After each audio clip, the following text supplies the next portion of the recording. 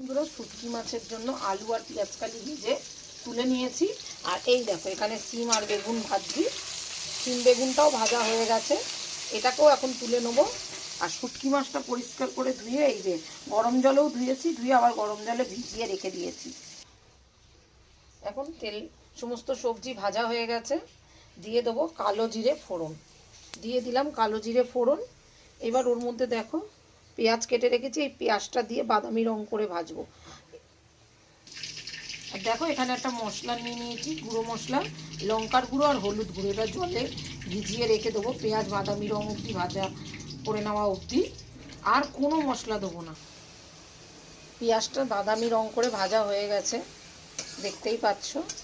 এইবার ওই লঙ্কার গুঁড়ো হলুদ গুঁড়োটা জলে গুলিয়ে রেখেছি ঢেলে দেবো পেঁয়াজের মধ্যে।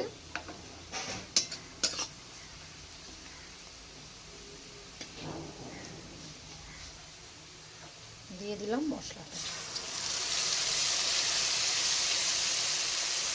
এবার মশলা বাটি ধোয়া জলটাও তার সাথে দিয়ে দিলাম। দিয়ে এবার এটাকে ভালো করে নুন দিয়ে কষাবো।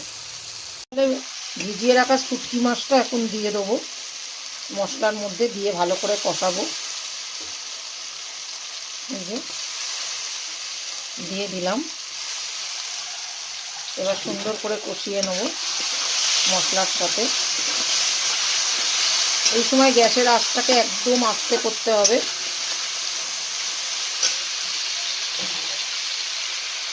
মশলা দিয়ে তেল ছেড়ে গেছে, দেখতেই পাচ্ছ। এবারে ভেজে রাখা সবজিগুলো দিয়ে দেবো। সমস্ত সবজি দিয়ে দিলাম। দিয়ে এবার গ্যাসটা আঁচটা আস্তেই আছে, আস্তে করে মশলাগুলোর সাথে সবজিগুলোকে খুব সুন্দর করে মিশিয়ে ভাজা ভাজা করে নিতে হবে। তো দেখো আমার রান্না হয়ে গেছে, দেখতেই পাচ্ছ সবজির থেকে তেল ছেড়ে দিয়েছে। দিয়ে দেবো এই সময় কটা গোটা কাঁচা লঙ্কা, আর দিয়ে দেবো গোলমরিচ গুঁড়ো, আর 1 চামচ দেবো গোলমরিচ গুঁড়ো।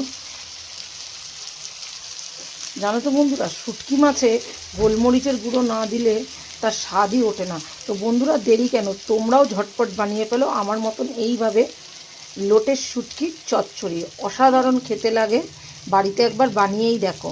তো বন্ধুরা আমার আজকের এই শুটকি মাছের রেসিপির ভিডিও যদি তোমাদের ভালো লেগে থাকে অবশ্যই লাইক কমেন্ট শেয়ার করে দিও। আর ইউটিউবের বন্ধুরা আমার চ্যানেলটা সাবস্ক্রাইব করে নিও আরও ভালো ভালো রান্নার রেসিপি পাওয়ার জন্য। অবশ্যই কমেন্ট বক্সে জানাতে ভুলবে না আমার এই শুটকি মাছের রেসিপি তোমাদের কেমন লাগলো। আর যারা যারা ভালোবাসো তারাও কমেন্ট করবে তারা ভালোবাসো যে। তো চলো তোমাদেরকে থালায় ঢেলে দেখাই। তো দেখো ঢেলে ফেলেছি।